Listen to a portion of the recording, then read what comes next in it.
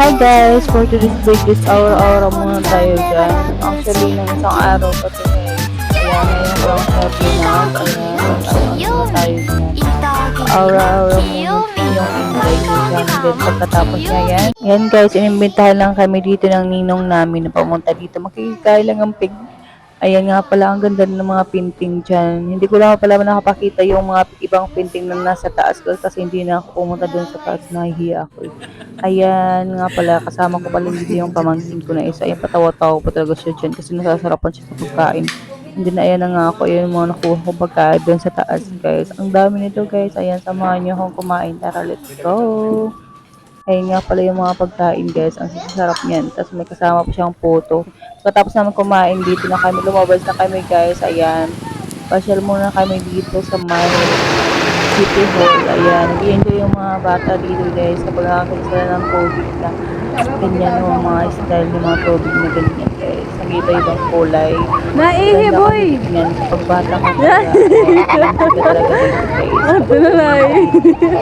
Hanggang na yan na nga guys, yung mga tubig ang gaganda. Ayan, yan yung mga bata.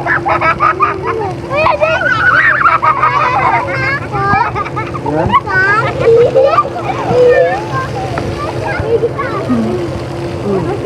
Ang puragsik. Wow, ang galing.